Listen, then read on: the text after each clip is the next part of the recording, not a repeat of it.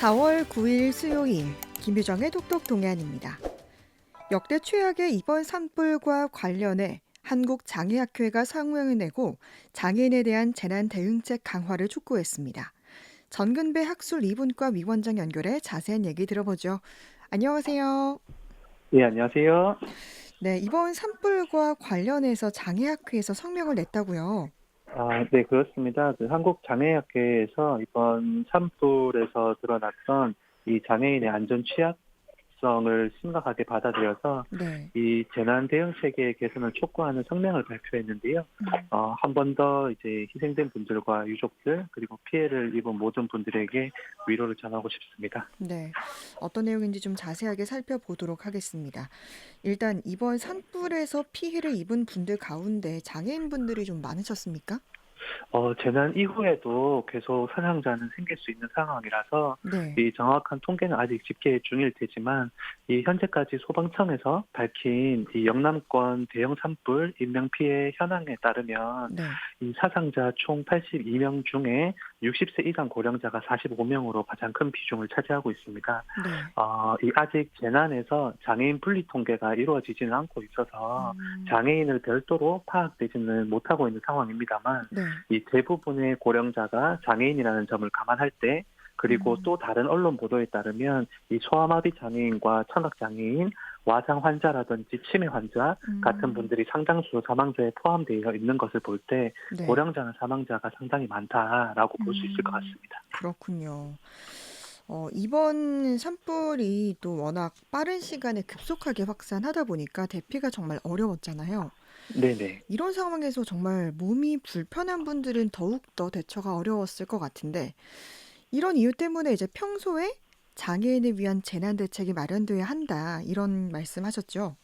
네, 맞습니다. 이 우리나라의 안전관리기본법에 몇 년 전부터 안전취약계층이라는 개념이 별도로 이렇게 규정이 되게 됐는데요. 네. 주로 어린이나 노인이나 장애인과 같이 이 재난 음. 상황이 되었을 때 또는 안전의 위기 상황이 되었을 때, 네. 사각지대에 더 놓일 수 있는 가능성이 높은 사람들을 말합니다. 네. 이 대부분 위기 상황일 때 가장 크고 직접적인 피해를 입기 때문인데요. 음. 이 각종 재난의 예방, 대피, 대응, 이후 회복과 복구에 이르기까지 이 재난의 전 단계에 걸쳐서 안전 취약계층에 대한 섬세한 준비들을 하기 위해서 이런 내용이 포함되었지만 이게 네. 잘 진행되지는 않아 왔습니다. 음. 이번 같은 경우에도 그렇고 이 산불이 일어난 지역들이 거기다가 이번에는 또 모두 농어촌 네. 와 같이 정보 접근이나 교통 이런 인프라들이 제대로 갖추어져 있지 못한 곳이다 보니 이 취약계층의 피해가 훨씬 더 컸었던 것 음. 같고요. 네. 이 예를 들어서 예전에 강원도 산불이라든지 네. 아니면은 포항에서 있었던 지진이라든지 네. 이러한 재난들이 있었을 때 지금과 같은 이 위기들은 계속 반복적으로 음. 나타났었고 그래서 예견할 수도 있었습니다. 예를 네. 들어서 수어 통역을 통한 재난의 정보가 제대로 이루어지지 않아서 음. 강원도 산불이 났을 때에는 네. 청각장애인분이 대구에 살고 있는 지인의 연락을 통해서 산불이 난 걸 아. 알았었거든요. 네. 이 정도의 상황들이 계속 있었다는 거죠. 음.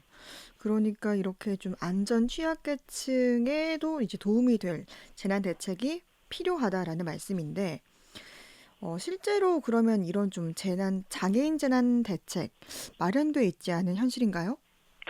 네, 맞습니다. 이 재난이 평소에 예고 없이 찾아오는 성격이 있다 보니까 네. 이게 결국에는 평소에 대비하는 것 외에는 크게 방법이 있지는 않을 것 같아요. 네. 근데 이 평소에 장애인을 위한 이동권이나 음. 정보의 접근, 어떤 생활 지원 체계, 주거지에서의 얼마나 안전하게 대피할 수 있는가와 같은 음. 접근, 그리고 교통수단 이런 것들이 제대로 갖추어져 있지 못하다 보니까 네. 이 재난 상황이 됐을 때 작동할 만한 것이 사실 없게 됩니다. 음.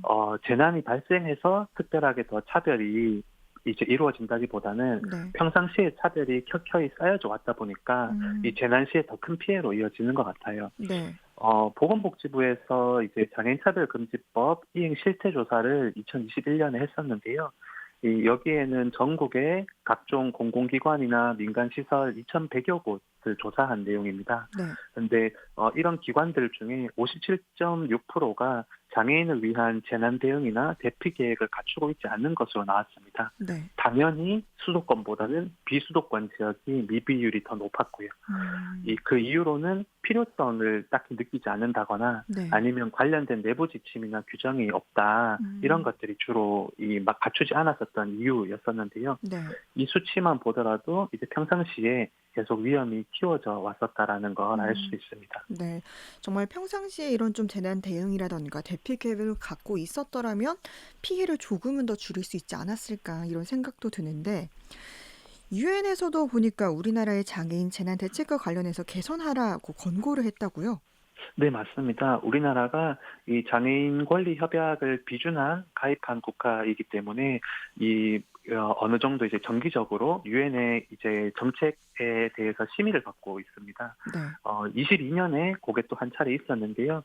22년에 유엔에서는 우리나라 정부의 이 장애인 권리 협약상 지금의 현행법 안에서 장애인을 위한 위험 예방이나 재난 대응 이런 정책이나 절차가 부족하다라고 지적을 했습니다. 네. 특히 어떤 재난 위험의 감소를 위해서 그 대응을 할 때 장애인과 장애인 단체의 참여가 미흡하다라는 점을 강조했고, 이 장애인을 포함한 포용적이고 접근 가능한 재난 대응 계획을 이 장애인과 단체의 참여를 통해서 의견을 최대한 들어서 네. 수립을 하라는 권고를 했습니다. 하지만 여전히 이번 그 영남권 일대의 산불에서도 알 수 있듯이 사실 이 관련된 체계적인 준비보다는 여전히 어떤 한 특정한 사람들의 어떤 기적이나 아니면은 선이나 이런 것들에 의존해야 되는 구조에 여전히 있는 것 같습니다. 네. 그러니까 우리나라는 지금 위험 예방이라든가 재난 대응 정책과 절차가 부족하다는 지적을 받았다고 하셨잖아요. 네네. 그러면은 혹시 뭐 외국의 사례에서는 좀 어떻습니까? 이렇게 재난이 발생했을 때 어떻게 대처를 하고 있습니까? 우선은 그 미국 같은 경우에는 이 장애인 우리나라에 있는 장애인 차별 금지법과 같은 역할을 하는 법률이 네. 이 ADA라고 하는 미국 장애인법이 있습니다. 네. 거기에 가장 기본적인 정신은 이 비장애인과 장애인이 동등하게 어떤 정책에서든 제도에서든 어떤 재난 상황에서 그 접근을 할 수 있도록 갖추어 둘 것을 요구를 하고 있습니다. 그래서 네. 관련된 체크리스트를 매우 구체적으로 만든다든지 어쨌든 그 엄격한 이 점검들을 한다든지, 이게 예를 들어서 재난이든 아니면은 관련된 여러 쉼터들 예를 네. 들면 거기에서도 실제로 장애인 접근성이 어떻게 갖추어져야 되는가 이런 것들을 엄격하게 체크를 하도록 되어 있는 거죠. 네. 물론 그렇다 하더라도 여전히 그 나라 안에서의 실정상 한계들은 여전히 있을 것입니다만 네. 그런 것들을 식별할 수 있고 네. 사전에 점검할 수 있고 이 대응할 수 있는 계속 의식적인 노력들이 있어 왔다는 게 중요한 겁니다. 네. 근데 우리나라 같은 경우에는 메르스 때든 그 이후에 코로나 때든 아니면은 산불 때든 강원도 산불 때든 네. 이번에 영남 산불 때든 포항 지진 때든 앞으로 어떤 또 지진이 발생해서든 네. 비슷한 상태의 어떤 이 재난상의 취약한 문제들이 똑같은 방식으로 사실은 상당히 오랫동안 반복되어 오고 있다는 게 문제인 것 같습니다. 네. 한계는 있을 수 있지만 모든 정책이 그러니까 한계는 있을 수 있지만 그것들을 풀어나가기 위한 적극적인 의지와 노력들이 필요한데 그게 계속 보이지 않는다는 게 가장 답답한 부분인 것 같습니다. 그러네요. 정말 계속해서 반복된다는 게 참 문제인 것 같은데 이런 외국의 사례들을 좀 참고해서 우리도 좀 발전할 필요가 있어 보이는데 구체적으로 그러면 재난 시 장애인을 위해서 어떤 대책이 필요하다고 보십니까? 매번 재난이 발생할 때마다 이 장애인들이 어떤 피해를 겪었는지를 구체적으로 살펴야 한다고 봅니다. 네. 그리고 그거를 재난 때문이다라고 탓하지 않고 우리가 평소에 준비하지 않아서다라고 명확히 해야 될 것 같습니다. 먼저 이 재난의 여러 각종 사회 재난과 이 자연 재난의 여러 유형들은 있겠지만 그 대부분의 재난들은 프로세스가 거의 유사합니다. 네. 예방 단계와 대응 대피 단계 그리고 이후에 복구와 회복의 단계가 있죠. 이 모든 전 과정에서 어떤 일련의 취해지는 조치들이 있을 건데 그 조치들을 취하기 전에 그 조치들이 장애인이 포괄될 수 있는가, 이 정책에 장애인이 고려되어 있는가, 이 동등하게 접근할 수 있는가 이런 부분들을 사전에 모두 점검을 하는 것이 필요하다고 봅니다. 네. 재난을 통해서 마련되는 여러 정책이나 제도들, 어떤 특정한 공간들 음. 관련돼서 제공이 되는 여러 식료품들, 그것의 사용 가능성 이런 음. 것들까지 모두 다 포함해서요. 네. 이제 우리는 이 내용들을 충분히 예측할 수 있고 준비할 수 있는 나라라고 생각하고요. 네. 또한 이번 재난에서도 확인된 것처럼 특히 농어촌 환경이나 이 정보나 교통의 접근성이 부족한 지역, 어떤 집단 거주 시설이나 병원과 같은 곳, 이런 재난 예방이나 대응에 취약할 수밖에 없는 환경에 있는 분들을 우선적으로 고려하는 지원 방안이 필요하다고 생각합니다. 네.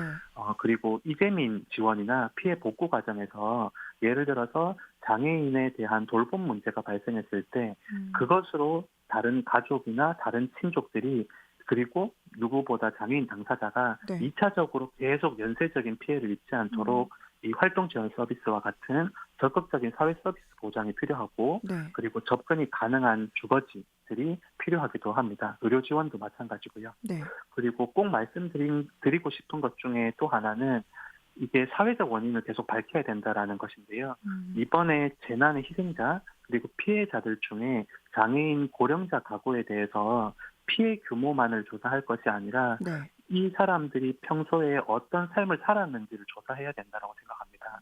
실제로 집의 상황은 어땠었고, 이 음. 사람이 놓여진 교통의 상황은 어땠었고, 음. 정보의 접근은 어땠었고, 생활 지원을 받는 체계는 어땠었고, 왜 이걸 조사를 해야 왜 음. 이 사람이 더 취약하게 음. 놓여져 있었고 희생의 맨 앞줄에 있을 수밖에 없었는가에 대한 사회적인 원인들을 밝혀낼 수가 있는 거죠. 네. 재단에 중점을 두는 것도 중요하지만 네. 그 희생자들과 피해자들의 평상시 삶이 어땠는가를 음. 밝히는 게 중요한 과제라고 생각합니다. 그렇네요. 정말 산불뿐만이 아니라 어떤 재난 상황이라도 이렇게 안전 취약계층이 최우선으로 고려가 돼야겠고요. 또 재난을 대응함에 있어서 누구도 소외되지 않도록 미흡한 부분들을 개선하는 계기가 됐으면 좋겠는데요. 위원장님 마지막으로 남기실 말씀 해주시죠.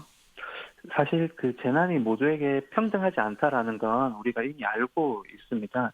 이게 메르스나 코로나19 그리고 포항 지진이나 강원도 산불 이전에도 재난이 발생할 때마다 음. 이러한 취약성은 계속 심각한 문제로 제기되어 왔지만 사실 그때뿐이고 이후가 되면 또 잠잠해지고 관련된 법률이나 제도의 개선 그리고 구체적인 준비론이 이어지지 못했던 것 같습니다. 음. 그래서 이번에는 이후에도 똑같은 상황이 반복되진 않도록 좀 더 적극적인 정부와 지자체의 의지를 요청드리고 싶습니다.